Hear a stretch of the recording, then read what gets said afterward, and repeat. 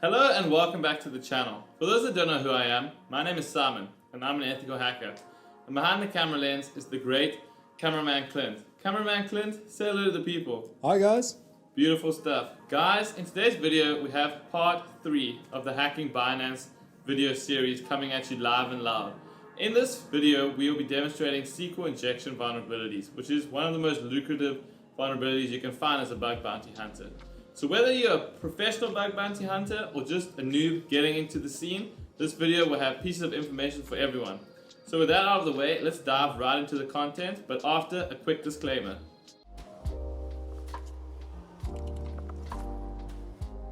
Alright guys, this video is strictly for educational purposes only. Please don't go and hack any websites you don't have explicit permission to do so, because that is illegal. So with that out of the way, let's dive into the different types of SQL injection you can find as a bug bounty hunter or web penetration tester.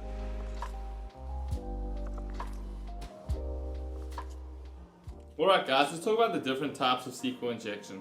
So SQL injection comes in various forms and has different techniques and impacts for each different one. So number one is in-band SQL injection. So this one is the most common as it operates on the same communication channel. And examples of that are error-based or union-based SQL injection. And you can think of a quick example as if an attacker purposefully inputs a SQL error into the web form and the web form displays that SQL error back to the attacker in the browser.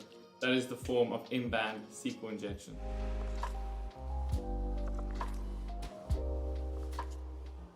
So the next type is blind SQL injection.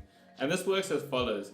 The attacker will input a SQL payload into a web form and watch how the web application reacts to try and determine information about the database behind it. Examples of this are time-based and Boolean-based SQL injection.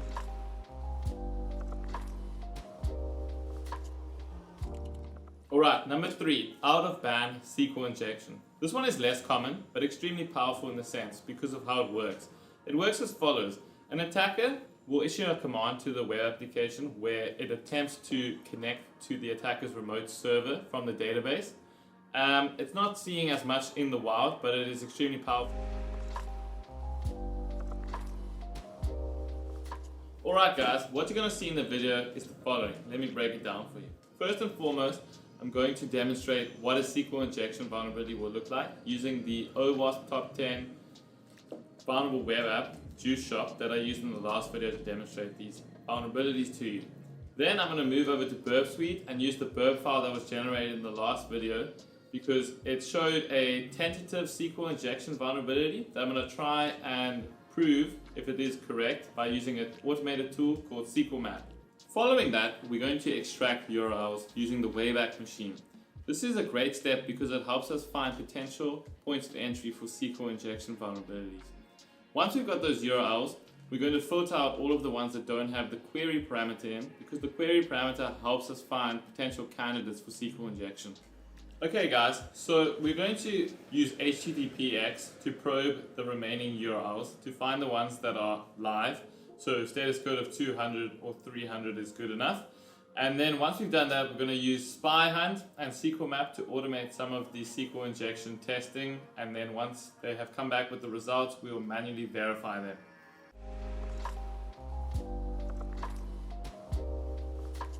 Alright guys, so we're going to use the Juice Shop to demonstrate what SQL injection is. But firstly, before getting into that, let's talk about what SQL injection actually is. So SQL injection is a common vulnerability where an attacker injects malicious SQL code into the SQL query running on the server side. So the SQL query running on the server side takes the client's input as a parameter, and an attacker can modify the query in a way that exposes, modifies, or destroys the data in the database. So the first thing I would like to do is generate an error. And to do that, we will disregard the email field. So instead of putting an email in, we will put in just a quotation mark and we'll put in a string here. So like please or whatever, press enter. And we see we're getting some kind of error here because look what happens when I put in some text. See invalid email or password. So there's an error happening there on the server side. And we can check that out by looking at the response in the network tab. So just going over to the network tab, let us go and put in a single quotation mark and press login. And you see here there's a 500 status code on the login field here, and you can see here error SQLi error, cool, unrecognized token, and you can see literally the SQL query that is being used for this functionality. So select everything from users where the email is equal to, and then there is my quotation mark erroring out here instead of having a string, because it's expecting a string, and then the password is, they are obviously encoding it in something, and deleted at is null. So we can now see, we now know the SQL query related to the logging in function. So we can send a payload as the email input and any string as the password and see what happens there. So the payload I'm going to use is my quotation and then all true and then end the payload there. So let's press enter there and log in and see what happens.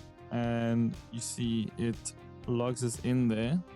But what I'm more interested in is the successful login here on the authentication to show you guys that we've logged in as the admin user there. And the SQL query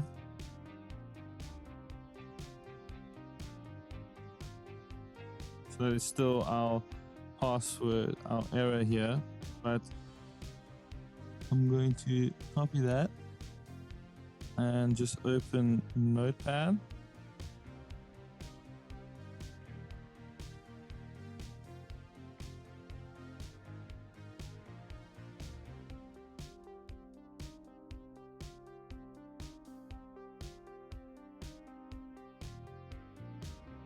So here's Notepad. So what the query is looking like is this thing here. So you see here, it is going where email equals open single quote, and then our single quote is here. So we've basically closed it now. So the email field is empty, but then we've injected this into it. So all true and then password. So it's saying where email is equal to something, or it's true. So it's true that it's equal to something, and then the password is there, and that's how we bypass the login page and how we became admin. As you can see here from the logging in, we are BID1 and the email is admin@Juice Shop. Alright guys, so now that you understand what SQL injection is, we are going to move on to attacking Binance using it. So I've opened up the Burp Suite file that we were using in the last video, and as you can see in the target section, the api.binance.com has been picked up as being tentative to having SQL injection present. So it's saying that the device ID JSON parameter within the sensor data cookie appears to be vulnerable to SQL injection. So a single quote was submitted to the device ID JSON parameter within the cookie, and a general error message was returned. Two single quotes were then submitted and an error message disappeared. So you should review the contents of the error message and the application's handling of the other input to confirm whether a vulnerability is present. So the first thing I'm going to do is send this to repeater and press send to get the request. So I want to copy it down to a file so that I can give it to SQLmap to run it against. So whenever Burp wants to do that. But while that is doing its thing, let me open Kali Linux.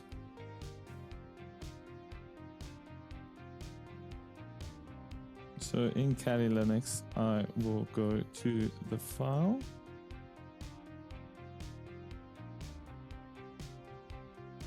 Cool. So let me cat out the API file. As you can see, it's just got the request there. So I'm going to use a tool called SQLmap to automate the process of trying to find SQL injection in these requests. And to do that, we're first going to start with the help flag, as you can see here. So it just runs through all the options: verbose, URL, data, cookie, all of that good stuff. So I like to run it with tac R because that is for a file. Okay guys, so we have saved the file. As you can see there, it is the first file. So just cat API file, and it's the request there. So to run SQLmap against this file,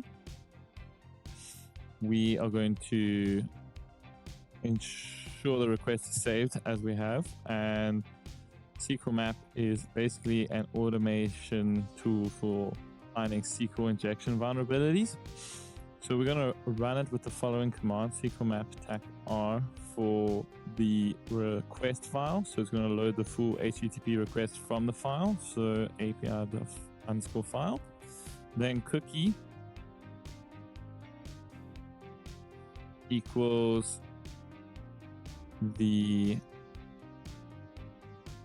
vulnerable cookie parameter that Burp recommended to us, and that is the Sensor Data 2015 JSDK cross cookie. And then we're going to put level 5, level equals 5, and risk equals 3. And this is to maximize the depth and risk of the SQLmap's testing. And then technique equals BEUST. So it uses all available SQL injection techniques. So Boolean based, error based, union queries, stack queries, and time-based blind queries. And then I'm going to put random agent to avoid the WAF. And we're going to press enter there. And getting a 301 redirect. Do you want to follow that? Yes. Cool. Do you want to URL encode cookie values? Okay, I'm just going to press stop quickly and rerun the command with batch. So batch is just going to automatically click the options that are best for this attack. It basically chooses the default ones, and it generally is correct most of the time. So it just speeds up that whole process.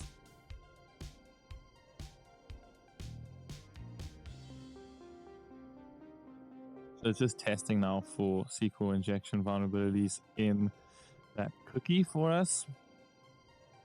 Alright guys, so another cool trick that I want to show everyone is a way to automate a lot of the SQL injection scanning process by basically running spy hunt against a list of domains with a parameter in the URL. So to do that, we want to first go into a directory where you have saved all of your stuff, and then I'm going to go into hacking, and then I'm just going to make Binance and go into there. Cool. So you want to echo the binance.com domain and pipe that to Wayback URLs, the Wayback URLs command tool, and you want that to be outputted as Wayback URLs.txt. So this is going to use the Wayback URLs tool to get all the archived URLs for a domain that we didn't find when we did our brute forcing and directory listing in our enumeration. And it's going to save all of these URLs from the Wayback Machine for Binance.com into the Wayback URLs.txt file. So I'm going to run that, and it's going to take quite a while because it's a lot of domains, but don't worry, with the power of editing, it'll be super quick. Okay, awesome. So the command has finished, and now we can filter out all the URLs with query parameters in them. So to do that, we're going to go and grep and then specify query parameters on the Wayback URLs txt file, and we're going to pipe that out to URLs with params.txt. Cool, so this will create a text file with URLs and parameters, and it's only containing the URLs with query parameters. So let's take a look at that. As you can see there, as you can see there, it only has the ones with query parameters. Cool, and there's quite a few, as you can see there. And now next is we want to probe these domains to see which ones return a 200, so which ones are still alive. So to do that, we're going to cat out URL params and pipe that out to httpx pd project discovery for me, and we're going to go status code, and we're going to output that to probed urls.txt. So the status code is going to append the status code to the output, and the TAC-O probed URLs is going to save it, the output, to probed urls.txt. So I'm going to run that, and with the power of editing, we are going to skip. Okay, awesome. So we have probed all of the domains, and now that everything else in the file that is in the probed URLs file only contains URLs that were live, so received a 200 status code or any other valid HTTP status code. Cool, so this is what the file looks like, but obviously we can't run a tool when the status code is there. So to remove that, we're going to use awk, and we're going to use the single quote print $1. Cool, boom. And we're going to use the URLs with the probed URLs because we've got that, and we want them to be outputted to cleaned URLs. And this command is going to print only the first column, the URL from each line, effectively removing the status codes. Cool, so let's cat out cleaned URLs. As you can see, there's no status code there. Awesome. So now we are going to run spy hunt against this file, and to do that I need to go to the tools spy hunt folder and run the spy hunt tool spy hunt.py with the SQL injection flag on, and against my file Kali desktop hacking Binance and cleaned URLs. Cool. So it's going to start automating it and injecting payloads into those parameters, and I'm going to cut back to when the process is done with the power of editing.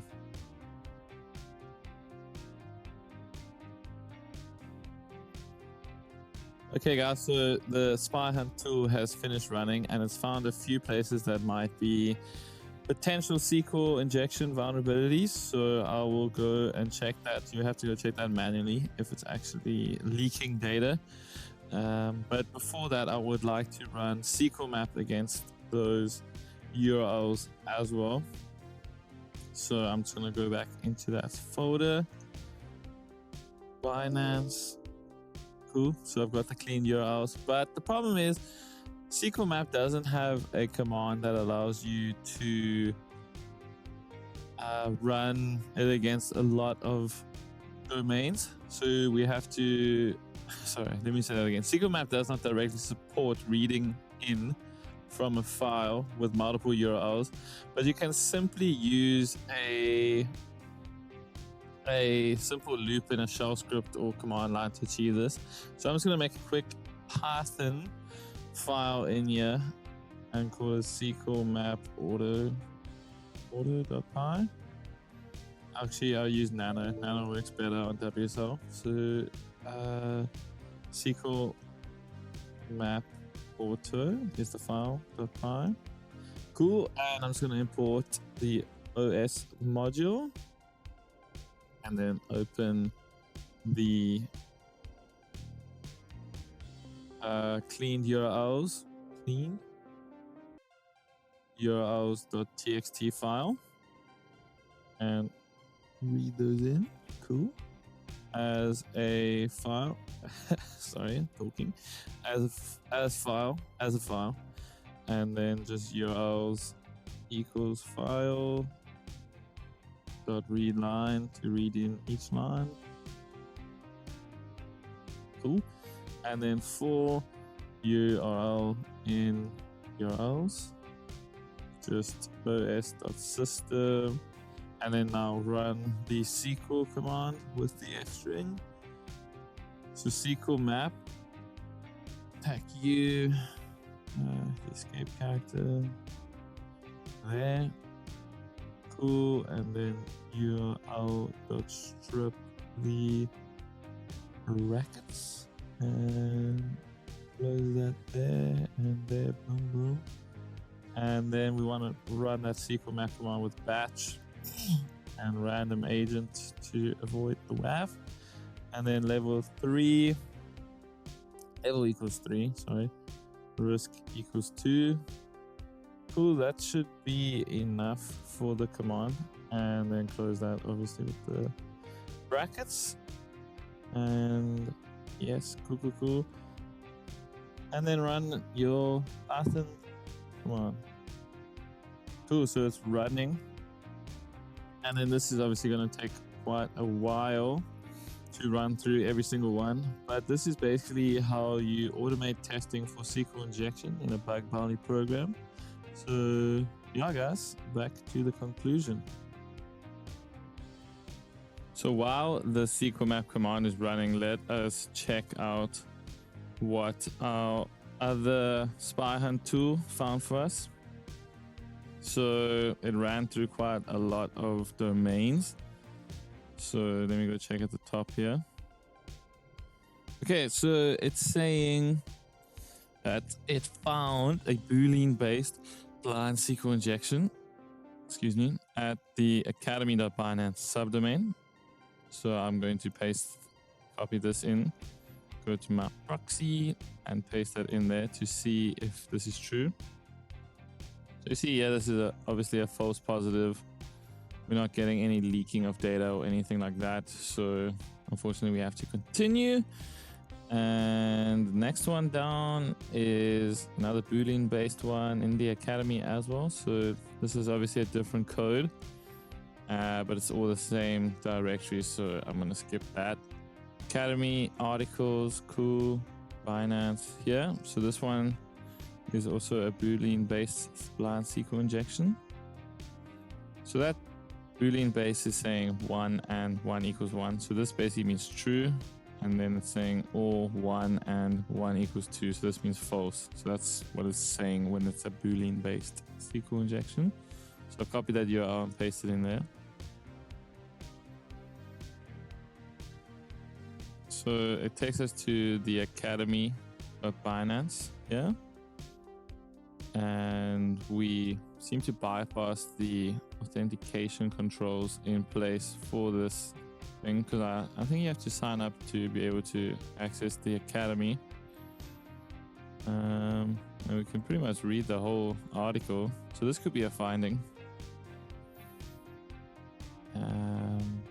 Yeah, let's check there. So you see, we were able to read quite a lot of that. academy.binance.com.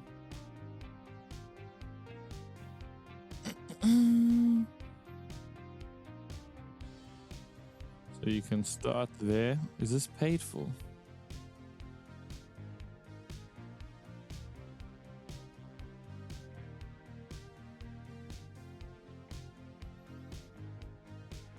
Okay, I don't think it's paid for, but that was interesting that we were able to bypass whatever authentication filters were in place there to go and visit that URL.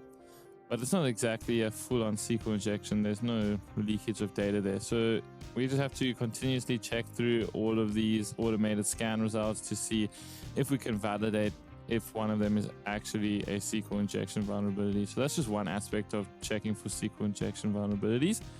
So yeah, let's see how our SQLmap scan's coming along.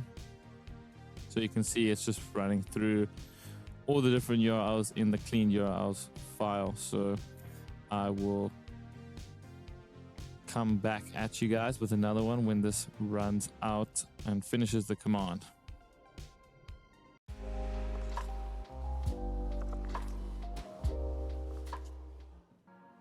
Okay guys, I hope you enjoyed that. So just to summarize and ending, we demonstrated what a SQL injection vulnerability would look like using the Juice Shop by OWASP. We then tried to identify a potential SQL injection vulnerability on the Binance.com site using Burp Suite and SQLmap. We then found the live domains using Wayback URLs, and we automated the process of checking SQL injection vulnerabilities by using SQLmap and SpyHunt, and then manually verified them. So if you guys enjoyed that, a like on the video will be greatly appreciated, and a subscribe to the channel will help the channel grow a lot. If you haven't checked out our Discord, the link will be in the description below. And with that, happy hacking, and I'll see you guys in the next one. Peace. All units, occupants are attempting to flee on foot. Pursuit on foot, pursuit on foot.